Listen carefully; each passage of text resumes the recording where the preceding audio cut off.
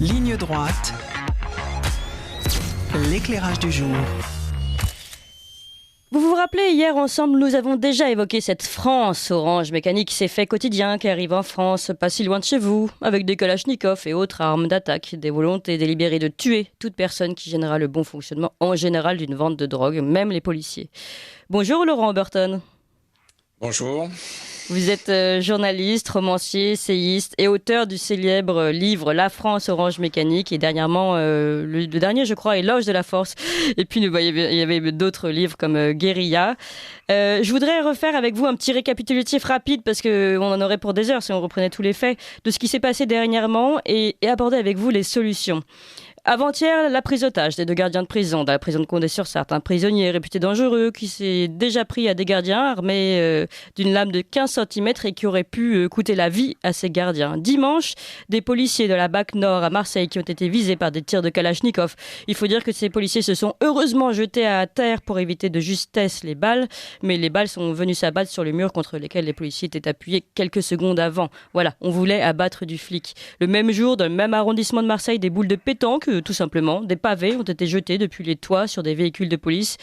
Une équipe de la brigade de sûreté du territoire. Autant vous dire que les véhicules sont revenus bien endommagés. Et s'il y avait eu quelqu'un à l'extérieur du véhicule, il était directement mort. Vendredi d'avant, des agents, toujours de la BAC Nord à Marseille, avaient été mis en joue par deux individus cagoulés, gantés et armés encore de Kalachnikov. Il faut dire qu'on a un petit faible pour cette arme.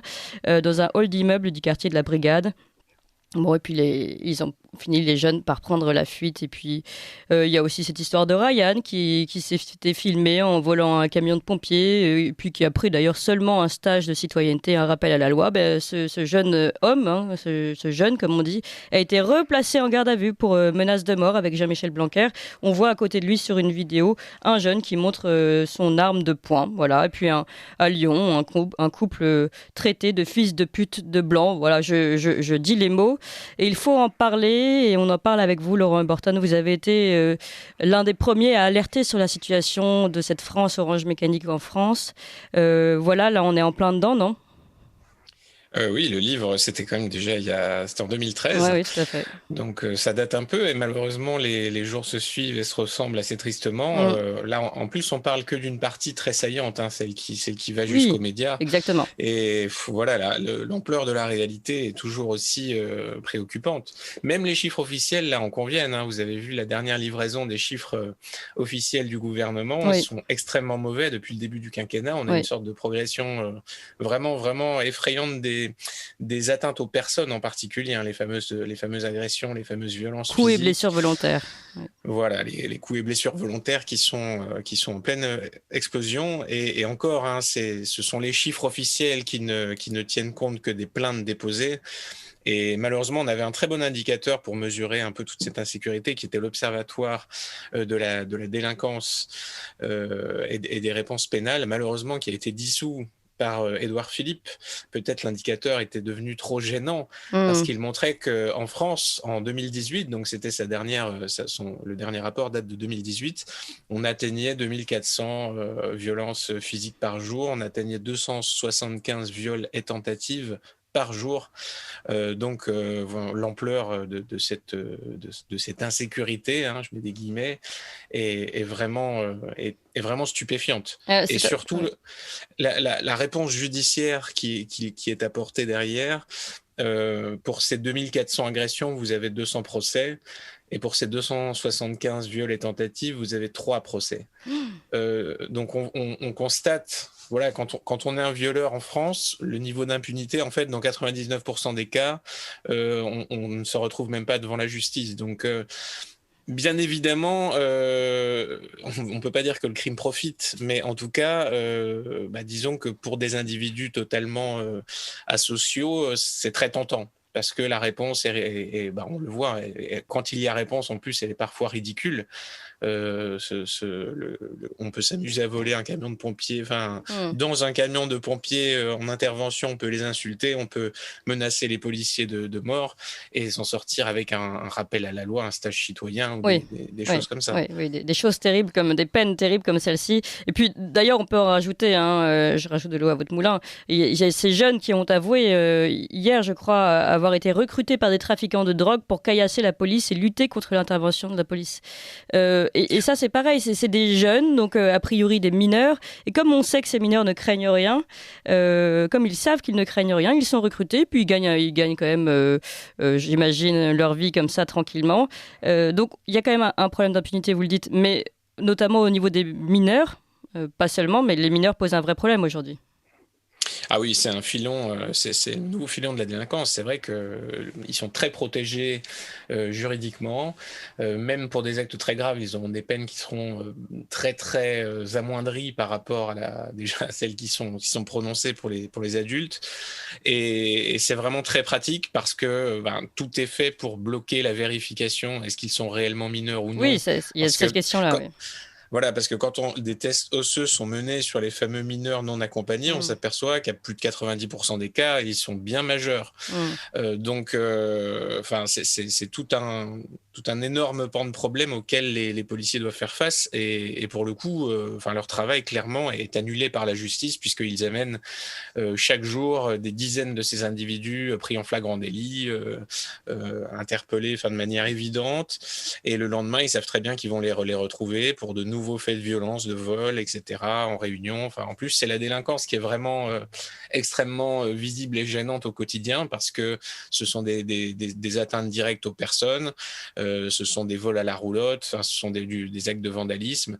Et évidemment, les trafiquants s'en servent aussi beaucoup pour occuper les policiers et pouvoir faire leurs petites affaires tranquillement.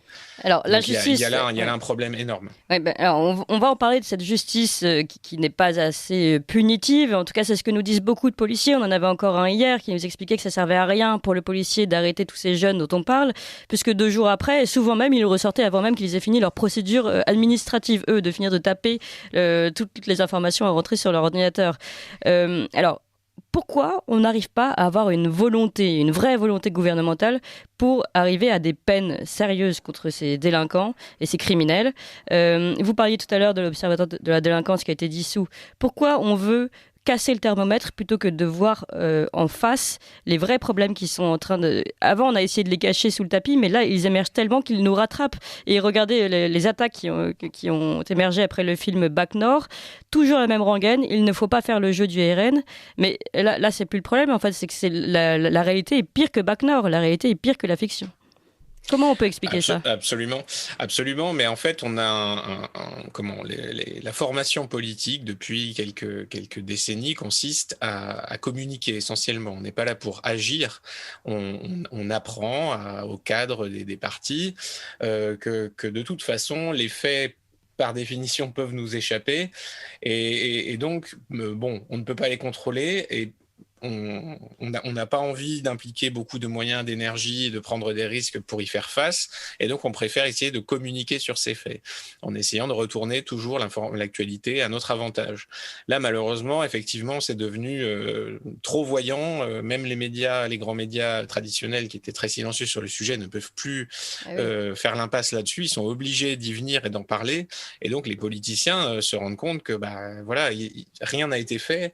Et enfin, c'est vraiment, il faudrait tout reprendre à zéro. La justice et les écuries d'Augias, il faudrait imposer des peines planchers très, très fermes. On se rend compte que même, parce que je parlais de réponse pénale tout à l'heure, mais quand vous avez le violeur sur 100 qui passe en procès, eh bien, il faut savoir que la peine requise, elle est 2 fois inférieure à ce que prévoit le code pénal, et que la peine prononcée, elle est encore un peu inférieure, et que la peine exécutée dans son application réelle, une fois qu'on a enlevé les remises de peine, la bonne conduite et tout le reste, et les modalités d'application. Hein. Vous pouvez faire une partie chez vous avec un bracelet, etc., sous contrôle judiciaire. Eh bien, la réponse pénale elle est vraiment complètement annulée.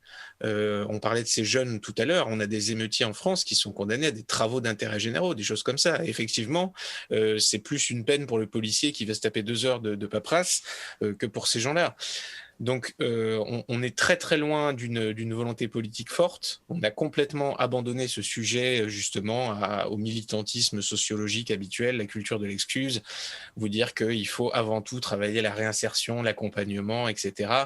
Mais bon, le problème, c'est qu'en fait, la justice, elle n'est pas là pour trouver un projet de vie à un violeur récidiviste. Elle est là pour protéger les honnêtes gens. Elle est là pour sanctionner à leur juste mesure les actes asociaux.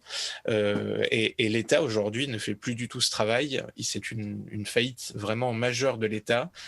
Et en plus, comme il revendique ce monopole en fait de la violence, comme il interdit aux citoyens de se défendre et On va y venir, oui. voilà, de lutter contre ces phénomènes, eh bien finalement il nous condamne à cette insécurité absolument effroyable. Ouais, oui, donc vous menez justement sur le terrain sur lequel je voulais aller, c'est-à-dire la rupture du contrat social avec l'État qui est censé donc avoir, on lui a déposé la violence légitime, la force légitime, puisqu'il c'est à lui d'assurer cette force et cette sécurité. À partir du moment où la sécurité n'est plus assurée par l'État, est-ce que les citoyens français doivent reprendre les armes? C'est aussi une question qui a été posée d'ailleurs pendant le grand débat Zemmour-Onfray organisé par les Fonds populaires lundi. Le problème, c'est justement que l'État fera en sorte que ce ne soit pas le cas. Aujourd'hui, c'est beaucoup plus difficile pour n'importe quel honnête particulier jamais condamné d'avoir une arme que pour un mineur qui habite dans les quartiers nord de Marseille. C'est comme ça. Et du coup, l'État réserve quasiment le monopole de ce port d'armes à ces individus extrêmement dangereux.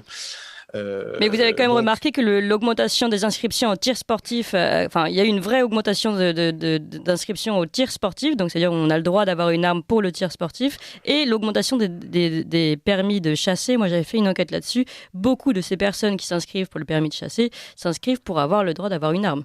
Un fusil. oui, c'est certain qu'il y a depuis les actes terroristes en particulier, depuis les affaires Mera, etc., on voit une augmentation assez régulière. Les armes sont moins diabolisées qu'avant, justement, dans la population, parce que toujours les médias mettent le paquet. Hein, quand on parle des États-Unis, les tueries de masse, etc., on nous fait bien comprendre que c'est le mal absolu. Mais les armes, en fait, ont toujours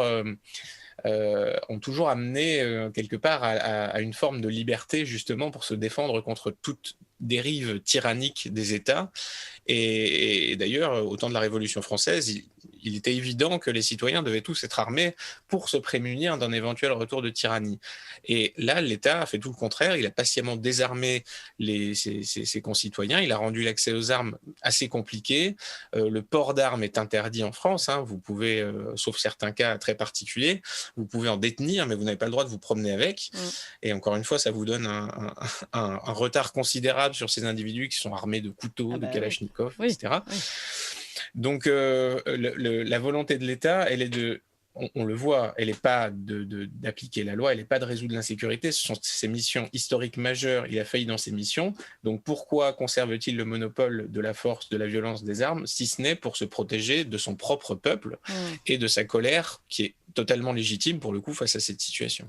Et que recommande alors Laurent Oberton, l'auteur de L'éloge de la force, de Guérilla, de la France Orange Mécanique? Est-ce qu'il faut malgré tout tenter de se réarmer ou de réarmer seulement les esprits comme vous le faites avec votre livre? Qu'est-ce que vous nous suggérez? Les deux ne sont pas incompatibles. Moi, je serais pour une liberté assez grande concernant l'accès aux armes. Comme ça mettrait un petit peu, peut-être les choses un petit peu à égalité, ça en calmerait certains. Disons qu'au moins le métier de cambrioleur et le métier d'agresseur violent deviendrait peut-être un petit peu plus risqué qu'il ne l'est aujourd'hui. Parce que là, c'est quand même, on a l'impression que c'est le fleuve tranquille. Quoi. Oui, mais cambrioleur, vous voyez que le grand-père qui a prévenu plusieurs fois la gendarmerie qu'il allait se faire cambrioler parce que c'était pas la première fois et qui malgré tout se défend avec son vieux fusil familial, c'est lui qui finit en prison. Ah mais évidemment, non mais alors moi c'est ça le problème c'est l'État, je le dis toujours, c'est-à-dire que voilà le citoyen honnête, impressionnable, solvable, lui sera toujours systématiquement visé, persécuté, menacé parce qu'on sait que sur lui l'État il a une force de coercition qui est très importante. Le citoyen normal il est craintif, il est très domestique, il fait ce qu'on lui dit, il a peur de ce que l'État peut faire et quand il reçoit une lettre recommandée avec accusé de réception, déjà il est très angoissé. Alors on va mettre la pression sur cet individu-là et par contre, de l'autre côté, on a les types complètement sauvagés qui s'en foutent de tout et qui sont déjà à 40 mentions judiciaires sur leur casier. Donc il y a deux mondes qui coexistent qui cohabitent de plus en plus mal. Et l'État, clairement, il a choisi son camp, il a choisi d'opprimer en quelque sorte ceux qui sont faibles et de laisser tranquilles les autres. Donc, il joue un jeu très dangereux parce que la population, la défiance envers lui grandit chaque jour. Vous pensez que ça pourrait aller jusqu'à une guerre civile ? Guerre civile, le mot est fort, hein, parce que le pays est tellement atomisé, en fait, tellement divisé dans des multiples fractures politiques, sociales, etc., même ethniques aujourd'hui, que j'aurais plutôt l'impression que cet État, en plus comme il est aussi désastreux sur le plan économique, j'ai l'impression qu'il va nous emmener vers une crise économique de très grande ampleur, peut-être une crise sociale aussi, et que le pays serait plutôt risquerait plutôt un effondrement et une sorte de guerre de tous contre tous. Hein. Une guérilla. Si l'État n'est plus là, bien en fait, ce sera un peu chacun pour soi et des camps vont se former de partout et chacun sera dans un mode survie qu'il n'a plus connu depuis longtemps.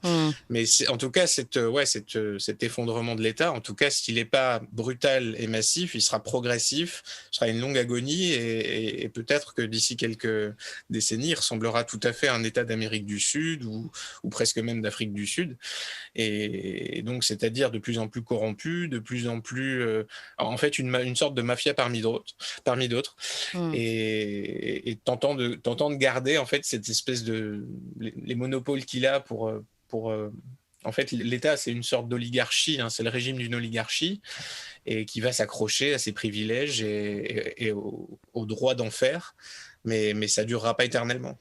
Pour conclure, Laurent Burton, on a bien compris, vous êtes pour réarmer les esprits, réarmer les hommes. C'est ça votre conseil là à tous nos auditeurs ? Alors, le réarmement des esprits est déjà vraiment primordial, ça c'est sûr. Avant de penser au réarmement physique, il faut déjà ce réarmement mental, c'est-à-dire vraiment prendre conscience de cet état domestique qui est le nôtre, du fait que nous avons concédé à l'État à peu près le droit de vie ou de mort sur notre destin, sur notre avenir. C'est lui qui décide pour nous de l'immigration, c'est lui qui décide pour nous de l'application de la loi.